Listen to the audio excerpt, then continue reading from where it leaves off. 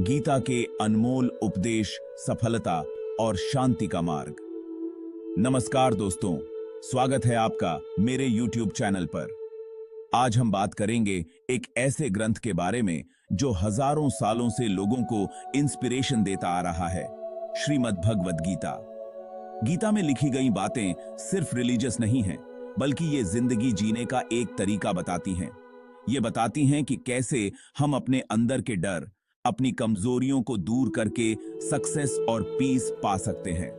तो आइए गीता के कुछ अनमोल उपदेशों को समझते हैं और देखते हैं कि कैसे ये हमारे जीवन को बेहतर बना सकते हैं।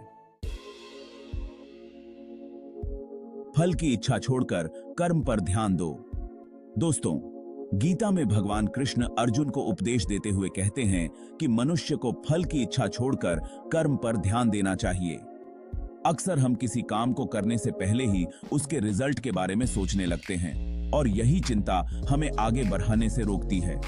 इसलिए जरूरी है कि हम अपने काम पर ध्यान दें, उसे पूरी ईमानदारी और मेहनत से करें। फल की चिंता छोड़ दें, क्योंकि वो तो कर्म का फल होता है और अगर आपने अपना काम पूरी लगन से किया है तो फल तो अच्छा मिलेगा ही।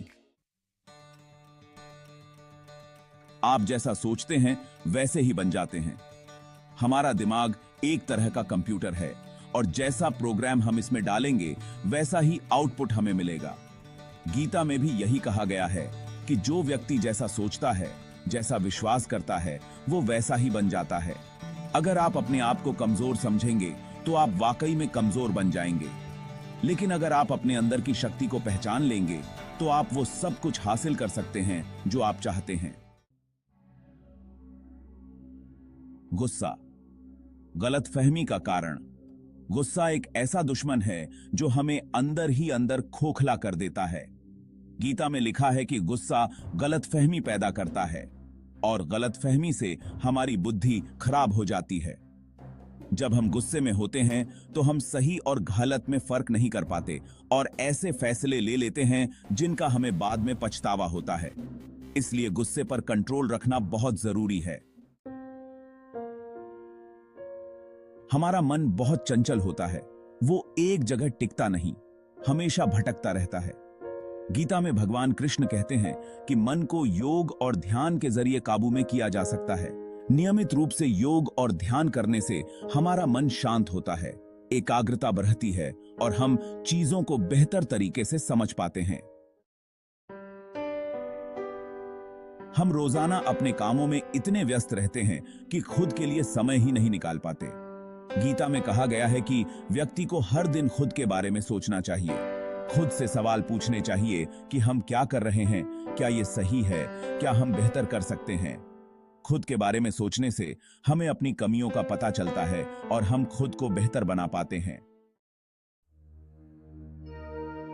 दुनिया में सबसे मुश्किल काम है खुद को जानना। हम दूसरों को आसानी से आंक लेते हैं, उनकी कमियां निकाल लेते हैं, लेकिन जब बात खुद पर आती है तो हम अक्सर अंधे हो जाते हैं। गीता में लिखा है कि व्यक्ति को खुद से बेहतर कोई नहीं जान सकता, इसलिए स्वयं का आकलन करना बहुत जरूरी है। अपनी अच्छाइयों और कमियों को पहचानें, तभी आप खुद को बेहतर बना पाएंगे। गीता में नारी शक्ति का वर्णन करते हुए कहा गया है कि औरतें कभी भी अपना प्यार नहीं बांटती हैं। उनका प्यार निस्वार्थ और अटूट होता है।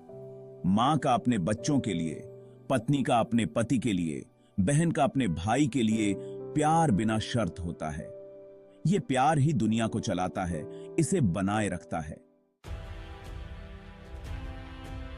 बहुत से लोग नहीं जानते कि गीता एक स्वतंत्र ग्रंथ नहीं है, बल्कि यह महाभारत का ही एक भाग है। इसे महाभारत के भीष्म पर्व का अंग माना जाता है। गीता में कुल 18 अध्याय और 700 श्लोक हैं और इसमें जीवन, मृत्यु, धर्म, कर्म, मोक्ष जैसे कई महत्वपूर्ण विषयों पर चर्चा की गई है। गीता में लिखे गए उपदेश सिर्फ पढ़ने के लिए नहीं हैं, बल्कि इन्हें अपने जीवन में उतारने के लिए हैं। अगर आप सचमुच अपनी जिंदगी बदलना चाहते हैं तो गीता में बताए गए रास्ते पर चलें।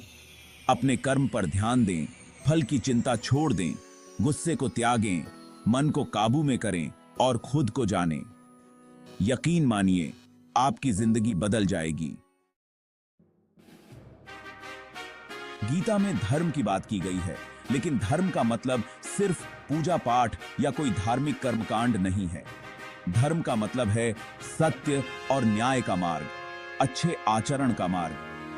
गीता हमें सिखाती है कि हमेशा धर्म के मार्ग पर चलें, अच्छे कर्म करें, दूसरों की मदद करें और बुराई का साथ न दें। यही असली धर्म है, यही असली जीवन है। तो दोस्तों, ये थे गीता के कुछ अनमोल उपदेश। उम्मीद है ये आपको पसंद आए होंगे और आप इन्हें अपने जीवन में उतारने की कोशिश करेंगे। वीडियो को पूरा देखने के लिए आपका बहुत बहुत धन्यवाद। मुझे आपसे सुनना अच्छा लगेगा। आप सक्सेस और पर्सनल डेवलपमेंट पर गीता की शिक्षाओं के बारे में क्या सोचते हैं? क्या आपके पास कोई पसंदीदा कोट या शिक्षाएं हैं जिन्होंने आपको इंस्पायर्ड किया है? मुझे नीचे कमेंट में बताएं और अधिक जानकारी और प्रेरणा के लिए मेरा दूसरा वीडियो देखना न भूलें।